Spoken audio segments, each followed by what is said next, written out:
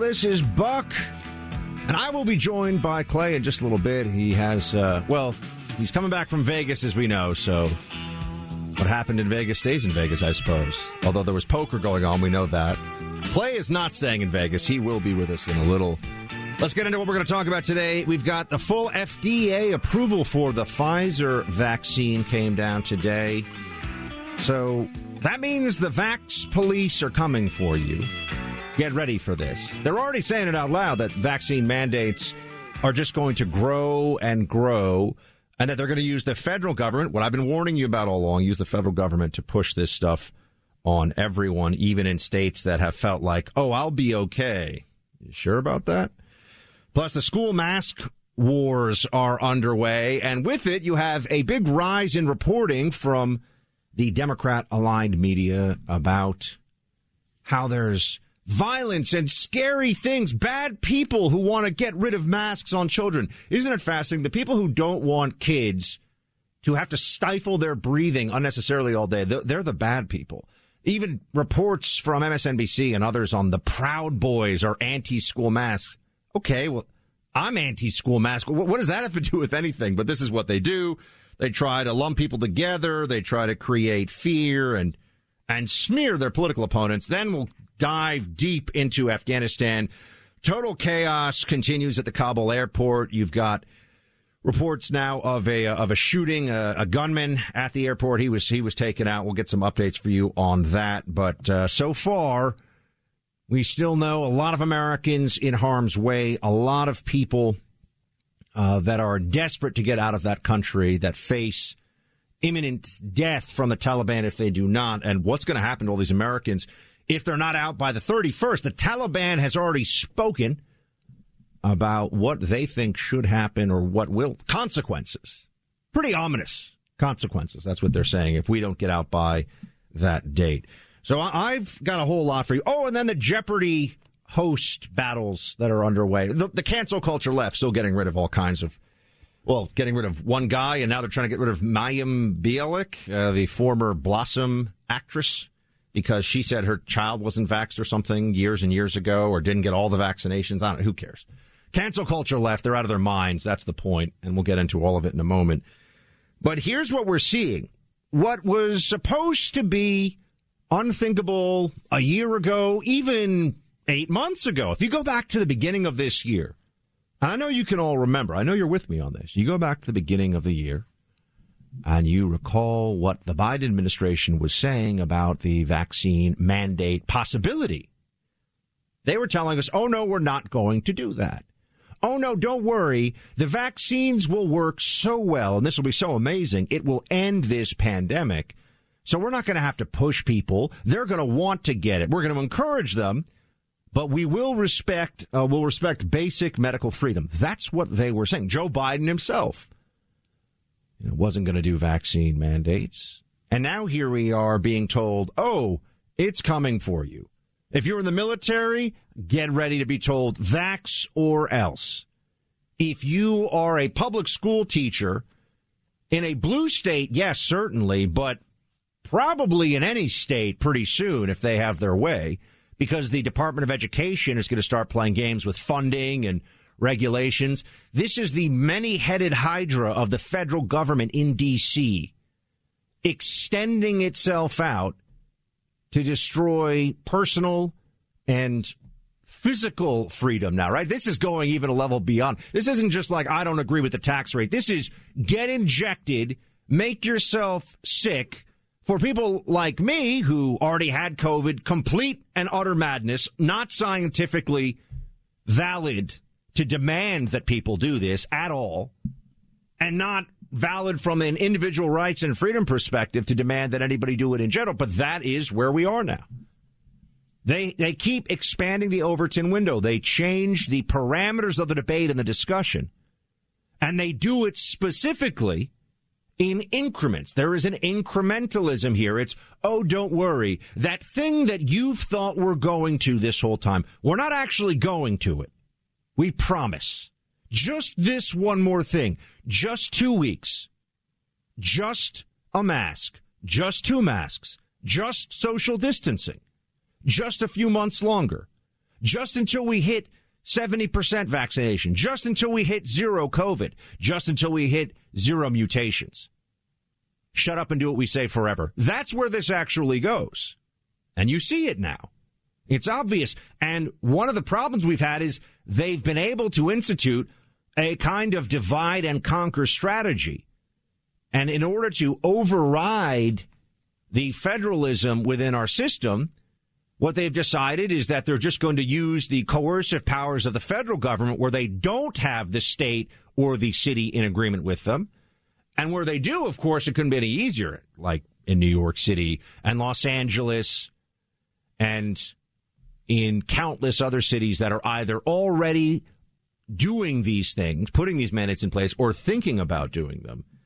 And now they're very open about this. The Democrats aren't even acting like this is some big deal, right? The Surgeon General, Vivek Murthy, is out there saying, yeah, what's the big problem, guys? So we're going to mandate vaccines in a lot of places. So we're going to make you get a shot, even though the shots wear off, even though lots of you don't need them, and even though, and when I say lots, millions and millions and millions of people, and even though at a basic, fundamental, individual autonomy and freedom level, this is a grotesque government overreach. That's what we're actually seeing. Here's Vivek Murthy. Well, we already know that there are many businesses and universities that have moved toward vaccine requirements, and I think that's a very reasonable thing to do to create a safe environment. There's one other thing I think we need to do that some states have been doing to create a safer school environment, and that's requiring that employees in the school, including teachers and other staff, are vaccinated as well to create a safer environment for our kids.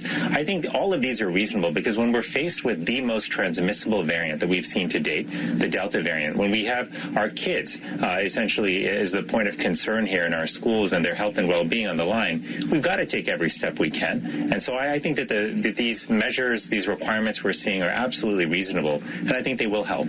These are safetyism fascists. Let's be very honest about where we are now. Kids are at almost zero risk, not low risk, almost zero risk from COVID, very unlikely to spread it. Masks don't work in schools. Otherwise, they would show us the data. Oh, on masks, since I brought it up. There's a scientific journal out there that's the dynamics of fluids, which sounds more exciting than it is. Or maybe it doesn't sound exciting at all. I guess it depends on where your mind goes. But the point is, the dynamics of fluids has a piece out right now that says, yes, it turns out. Here you go. The title is Experimental Investigation of Indoor Aerosol Dispersion and Accumulation in the Context of COVID-19. Effects of Masks and Ventilation. Turns out ventilation more important than masks. Oh, gosh. Haven't we known that all along? And cloth masks don't really work very well. 10% of particles blocked, they believe, by cloth masks. And keep in mind, they don't know if that has any meaningful, even if that 10% figure is true. So that means if you're in a room with somebody and I'm wearing a mask, I'm safe, 90% of the aerosols that would just be coming out of their breath normally, breathing out of their nose, their mouth, 90% of it is in the air all around you.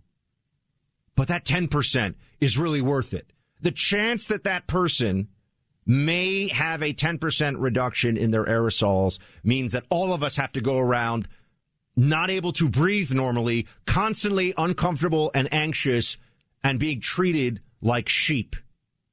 Although many people like to be sheep, as I've said, they just want to be a part of the herd. As long as they are safe and warm, it is all the same to them. It's so saddening to see this happen.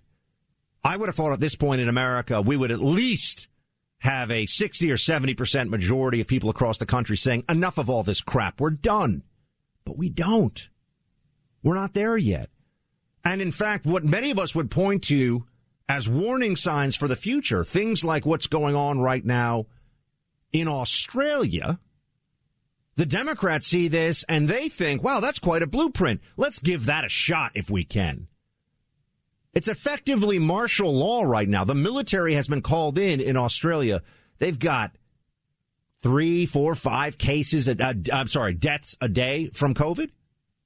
Think about how many people are dying every day from heart disease, from cancer, from stroke.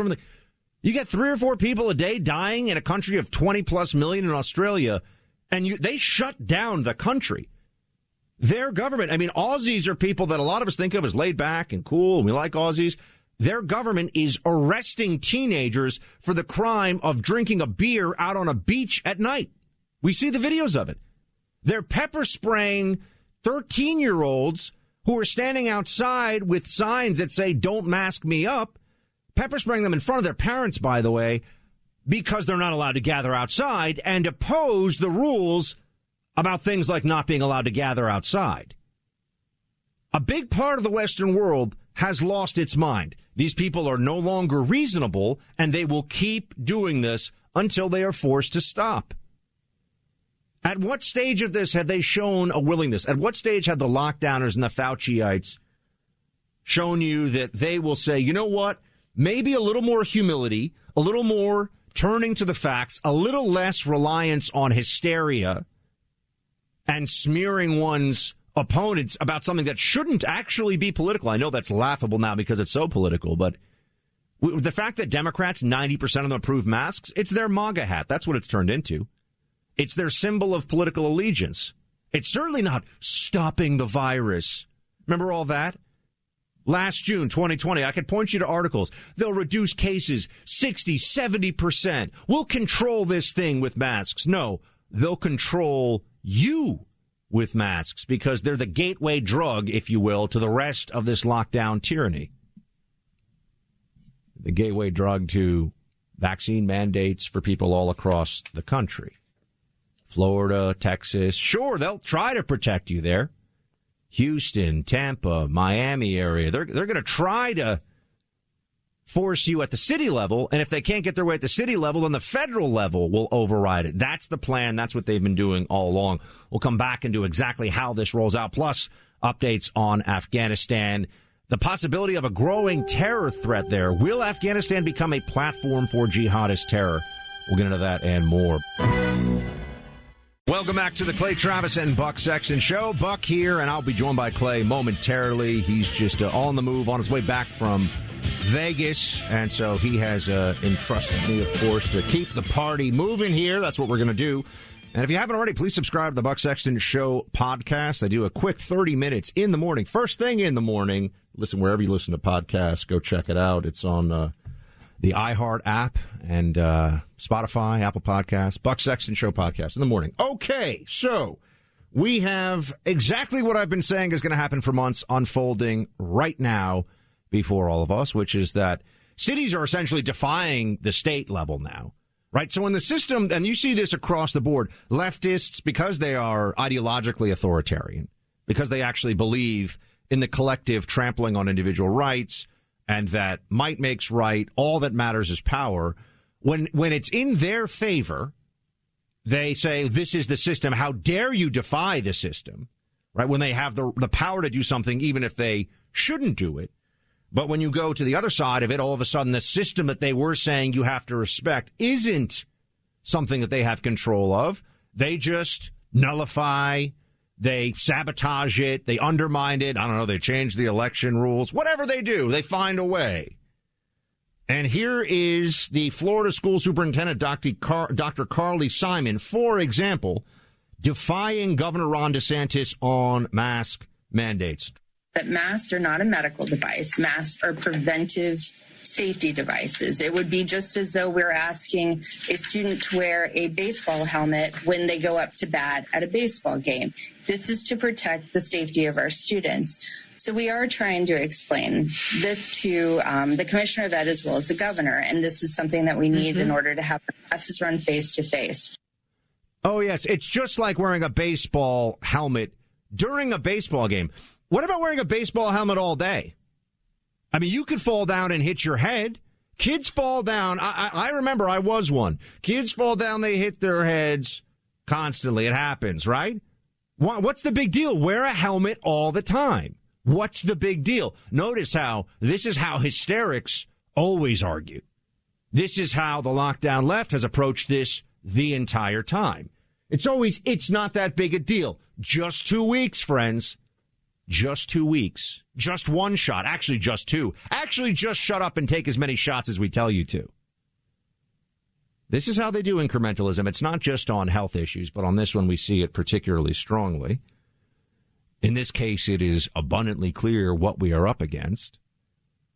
And so they tell you it's about a safety device. More head injuries that are fatal and serious in cars than just about anywhere else. Why aren't they demanding helmets in cars for everybody all the time? Well, what's the matter? You don't want people to live? You're a bad person? You don't want to drive around with a helmet? First of all, I'd have all kinds of problems. I got a huge head.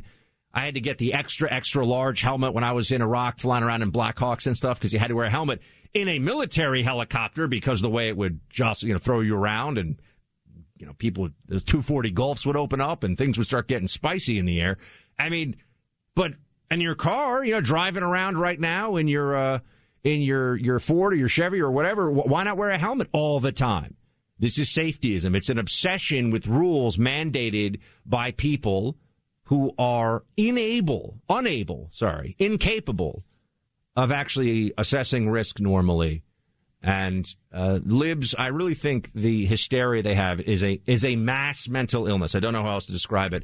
Coming up here, we'll have Clay joining us to talk about his situation in Las Vegas over the weekend, betting a whole lot of money for charity, of course. And then we'll get into some Afghanistan updates for all of you. What is happening there? How are we getting people out? Who are we getting out? Welcome back in. Clay Travis here, joining into the show with Buck Sexton. You know what they say, Buck, when you've been out in Vegas for a while, sometimes it just takes a little while to get back. Also, every now and then, studios aren't perfect, but you and I rolling, and we're about to be joined by Ted Cruz.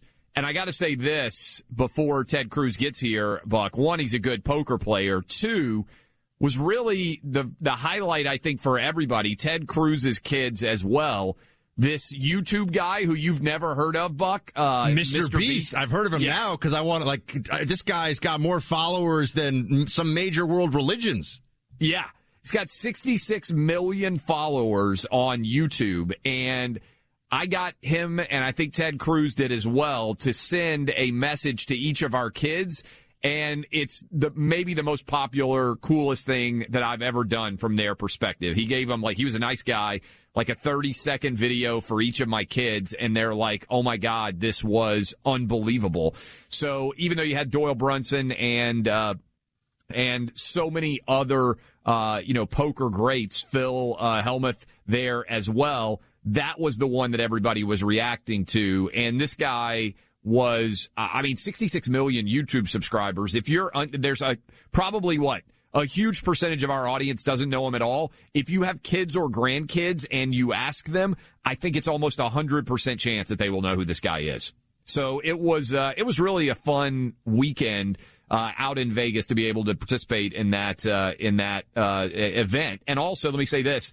I was listening to you doing the open of the show. Good job, by the way. This helmet thing is one of the dumbest analogies I've ever heard anybody make from a COVID perspective. And you know how at the very beginning, when you and I were opposed to the mask mandates, Clay, we'd say things like, we would save a lot of lives in this country every year if the speed limit, by the way, forget about a speed limit enforced by cops. Why should cars go faster than 20 miles an hour? It'd be almost impossible for someone to die in a car accident if you limited cars to 20 miles an hour. And yet we don't do that, and we know that we don't want to do that as a society. That just feels insane and oppressive. That argument, the things that we would say at the beginning to prove how the other side was essentially going crazy in the early stages, now they're going, yeah, actually, that sounds like a good idea. Let's give that a shot. 40,000 people a year, Buck, die in car accidents, and they tend to be relatively young, oftentimes relatively healthy, and yet we don't make the decision to put governors on car engines and say you can only drive 20 miles an hour. So effectively, we're saying in order to drive at speeds that we consider to be reasonable, 55 miles an hour in a city all the way up to 75 miles an hour in rural areas, we're willing to have 40,000 people a year die. And the argument is not that we don't care about life. It's that all of American life and world life and human life is predicated on the idea of balancing risk based on the human reality. I think I'm a big action movie guy. Back in the day, I used to do an action movie quote game where anyone listening to the show, maybe we'll bring it back one day, Clay. That would be fun. You're pretty good. We could do it on Friday. You're a good action movie guy, too. So we could bring an action movie quote Friday at some point. People just call and they throw out the quote. It has to be good. It can't be like, do you want, water with your dinner or something, right? It's got to be an iconic quote. But, and what we've got here is a situation where The Matrix is one of my favorite all-time action movies. It's fabulous. One of the best. The first one. Yes. The second one was the third one was trash. But the first Matrix movie was amazing. It's as though Democrats, it's supposed to be horrifying when you see people that are being used as human batteries in the pink goo. It's as though in our COVID safetyism world, Democrats think, well, I mean, you're in the pink goo and you're safe and you don't get COVID and you're part of the collective and your life force is batterying a robotic race of androids or whatever. They look at this and instead of being horrified, they're like, I mean, you're not getting COVID. You're social distanced. Well, what's so funny, too, about that helmet analogy is, Buck, NASCAR drivers wear helmets. So all of us would probably be safer if we wore helmets to drive cars, right? Like we wear the seatbelt. If we wore helmets, we'd probably be safer on some level, but also it would be wildly uncomfortable and it wouldn't make you very much safer, right? And so even in baseball, you only wear a helmet for the limited time that you are batting. Unless you're John Olerud back in the day, almost no one wears a helmet in the field. You wear a baseball cap for the vast majority of the time that you're playing baseball. Clay, we shouldn't have bathtubs. People drown in the bath. I'm sorry. You can't get clean in the shower, right? I mean, people drown in bathtubs. It happens because they pass out or whatever. People drown in bathtubs. Why do people have a second floor in their house? Clay, that's reckless. People, especially some of the elderly, are at considerable risk from falling downstairs. We know this. It happens all the time. No second stories on houses. And if you don't agree that we should redo all structures in America, Clay, you're an evil person who wants old people to break their hips and die. That is actually the COVID mentality of Democrats now. That's what we have turned into. Look at Australia. 4 people a day dying, Clay. They're locking up kids who go drink a beer on the beach by themselves. 8 kids, Buck. They tackled them. They were cuffing them, which, by the way, has to be more dangerous from a COVID perspective than just letting them go, right? Like, it's so dangerous that we're going to have police officers tackling kids who are drinking a beer in privacy. By the way, teenagers who have zero risk whatsoever from COVID itself. And by the way, Buck, football. They are losing their minds in football because what they haven't recognized is they put in place a COVID protocol that predicates COVID zero. Football itself is infinitely more dangerous to football players than COVID is. I was talking with a buddy. We're doing fantasy football season drafting, and he was like, man, the other day I saw one of my best players on my team was out, and I was like, oh, man, I hope he's got COVID. That's literally what people are thinking now when they see one of their best players is out. They hope it's COVID because it's far less serious than like a knee injury would be. Clay, did you see the Biden tweet over the weekend? This really put it, because we were in the path of it would turn into a tropical storm here in New York, but there was a Hurricane Henry. This is what Joe Biden, I saw this. leader of the free world, tweets out. Just to give you, because you think, Buck, come on, they're not. Actually, very few people listening to the show, they know that I'm right? Everyone's know that they're crazy. No, yes. They know the other side is actually nuts, right? But for anybody who has any doubts, this is from the official Biden, White House Twitter account. To those in Henry's path, don't forget that you may need to seek shelter while we're still battling COVID-19 and the Delta variant. So wear a mask and try to observe social distancing. And to everyone across the country, don't get caught by the next storm. Get vaccinated now. These people are out of their minds. I mean, this is completely insane. Clay, can you imagine? There are going to be people that are running into a hurricane shelter and they're going, uh-oh. They are not, sure, there are flash floods coming. I may drown imminently. But there are people in here who are not social distancing in this emergency shelter they've set up. Here's the other one, Buck. The official guidelines on how to prepare for a hurricane on the CDC website, the number one suggestion is get a COVID vaccine. That's before get emergency supplies. Our hurricane is coming. What should I do to get ready? The CDC says you have to get a COVID vaccine. Let's get real here for a second, my friend. What's more important? Potable water so you don't die in a few days if you are stuck in the midst of a major natural disaster, or temporarily reducing the possibility of you getting sick and giving it to somebody else who has already had the chance to be vaccinated, and both of you already had an above a 99% chance of surviving. Anyway, Clay, we all know what the answer is. You don't need water. First on the list is get a COVID vaccine. Fourth on the list is prepare to evacuate. If the hurricane was coming, the fourth thing you need to do, according to the CDC, is prepare to evacuate. Number one from their own website is get a COVID vaccine.